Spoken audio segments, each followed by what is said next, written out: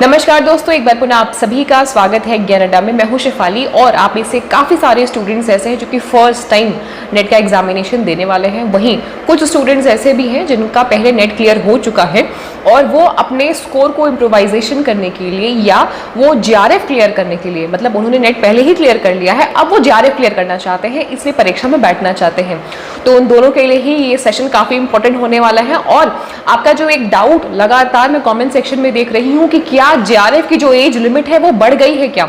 अब देखिए, काफी सारे स्टूडेंट्स ने पिछले सेशन में, पिछले साइकिल में, जो आपका जून 2023 का साइकिल हुआ था, उन्होंने एग्जामिनेशन दिया था और उनका नेट तो क्लियर हो गया था, बट उनका जेआरएफ नहीं निकल पाया था। यानी कि जो उनकी स्कॉलरशिप मिलने का जो प्रावधान है, यूजीसी जो बोलती है कि आपका जेआरएफ क्लियर हो जाने के बाद में वो आपको 38,000 स्टाइपेंड एज अ रिसर्च करने के लिए या पीएचडी करने के लिए देगी, तो उनका जेआरएफ नहीं क्लियर हो पाया था। अब देखिए, नेट और जेआरएफ में सिर्फ परसेंटेज का फर्क है।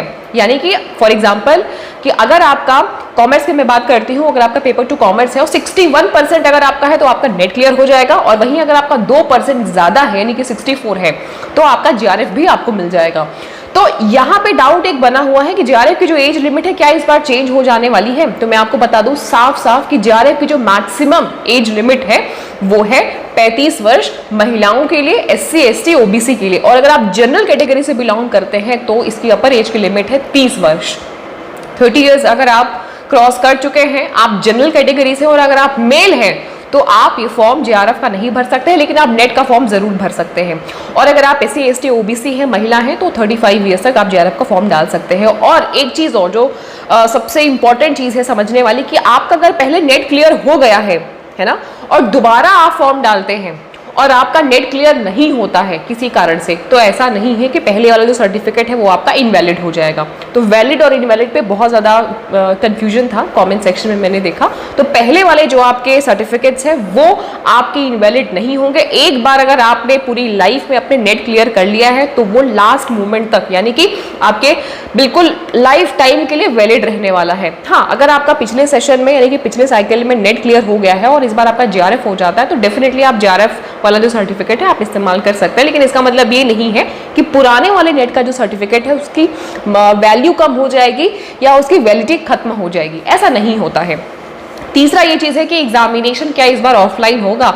और ऑफलाइन के लिए देखिए, अभी मैं अगर बात करूँ तो सीटेट का एग्जामिनेशन बहुत समय से ऑनलाइन हो रहा था, पिछले 3 साल से 4 साल से, बट इस साल सीटेट का एग्जामिनेशन ऑनलाइन नहीं हुआ और ऑफलाइन हुआ। तो देखिए, ये टोटली डिपेंड करता है कि कितने संख्या के लोग, मतलब कितने नंबर्स ऑफ स्टूडेंट्स अप्लाई करते हैं यूजीसी नेट का फॉर्म, और कितने लोग ये रिक्वेस्ट करते हैं कि एग्जामिनेशन ऑफलाइन होना चाहिए, ऑनलाइन होना चाहिए। क्योंकि अभी तक 2018 के बाद से तो एग्जामिनेशन जब से एनटीए करा रहा है वो ऑनलाइन ही करा रहा है। तो इस बार भी हाई चांस है कि एग्जामिनेशन आपका ऑनलाइन ही होगा। ऑफलाइन जो एग्जामिनेशन होते हैं वो सेट वाले होते हैं, मतलब अगर आपके स्टेट में एग्जामिनेशन हो रहा है, चाहे एमपी सेट का हुआ, महाराष्ट्र सेट हुआ, और आपके केरला सेट हुआ, हरियाणा सेट हुआ, पंजाब सेट हुआ, गुजरात सेट हुआ, तो जो सेट का एग्जामिनेशन होता है जो स्टेट गवर्नमेंट कराती है वो आपका ऑफलाइन कराती है। नेट का एग्जामिनेशन ऑनलाइन ही होता है। बट अगर आप सभी लोग चाहते हैं कि ये एग्जामिनेशन पहले की तरह ऑफलाइन हो और एक ही दिन में पूरे देश में हो जाए, क्योंकि ऑफलाइन में ऐसा ही होता था, तो आप सभी को इकट्ठे मिल करके इस चीज़ के लिए आवाज़ उठानी पड़ेगी, ट्विटर पे ट्वीट करना पड़ेगा, कैंपेन करना पड़ेगा, रिक्वेस्ट करना पड़ेगा, जैसे सीटेट वालों ने किया था इस बार। तो उनका एग्जामिनेशन ऑफलाइन हुआ था। और बुक्स कहाँ से ले, क्योंकि काफ़ी सारे स्टूडेंट्स फर्स्ट टाइम प्रिपरेशन कर रहे हैं, तो आप लोगों का सवाल था कि बुक्स कहाँ से ले। कुछ अच्छी बुक है पेपर 1 की, मैं उस बुक्स का जो लिंक है इसी वीडियो के डिस्क्रिप्शन में डाल रही हूँ, आप उस बुक्स को ले सकते हैं। अगर आपका पेपर 1 की बुक, अगर आपसे मैं उसमें कहूँ कि अगर पेपर 1 की बुक अगर आप डिटेल में पढ़ना चाहते हैं तो केवीएस की बुक बहुत अच्छी है, ओसवाल की भी बुक काफ़ी अच्छी है। अगर आप यूनिट वाइज पढ़ना चाहते हैं तो दोनों का लिंक इस वीडियो के डिस्क्रिप्शन में मैं डाल रही हूँ, आप बाय कर सकते हैं। इनकेस अगर आपका पेपर 2 कॉमर्स है तो अगर इंग्लिश वर्जन है तो आप केवीएस ले लीजिएगा, और अगर आपका हिंदी वाला है वर्जन तो आप अरिहंत ले सकते हैं। इसके अलावा अगर कोई और भी है, हिस्ट्री है, ज्योग्राफी है, सोशोलॉजी है, एजुकेशन है, तो उसका भी लिंक मैं इसी वीडियो के डिस्क्रिप्शन में डाल रही हूँ। ये 2 को मैंने इसलिए हाईलाइट कर दिया क्योंकि ये दोनों मेरे विषय हैं। तो मैं भी आप लोगों को प्रिपरेशन करा रही हूँ और this is the right time. अगर आपने अभी तक अपनी प्रिपरेशन को शुरू नहीं किया है तो आप अभी से अपनी प्रिपरेशन को स्टार्ट कर दीजिए।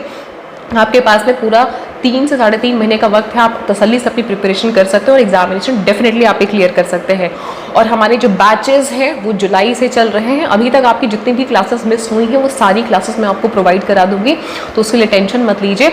और बैचेस का जो डिटेल्स है दिए गए नंबर पे आप कॉल कर सकते हैं, व्हाट्सएप कर सकते हैं। अगर आप कॉल करना चाहते हैं तो 11 से 6 के बीच में कॉल करिएगा, और व्हाट्सएप आप कभी भी कर सकते हैं।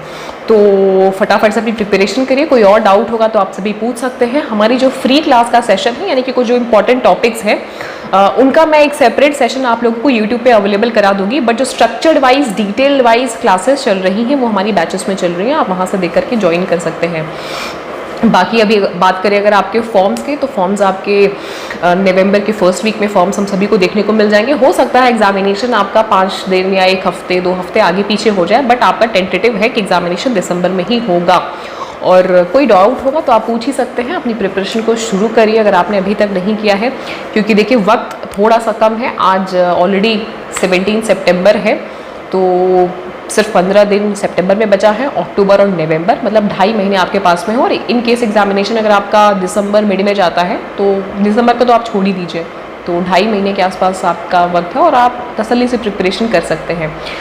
आपको आइडियली अपनी प्रिपरेशन के लिए अगर आप स्टूडेंट हैं तो 5 to 6 आवर्स मिनिमम अगर आप देते हैं अभी से, तो आपका बिल्कुल अच्छे से एग्जामिनेशन क्लियर हो जाएगा। स्ट्रैटेजी मैंने आप लोगों को कई बार पहले डिस्कशन कर लिया है आपसे, अगर आपने नहीं देखा है उन सेशंस को तो ज़रूर से देखिएगा, काफ़ी हेल्प आपको मिलेगी। इस वीडियो में सिर्फ इतना ही रखते हैं।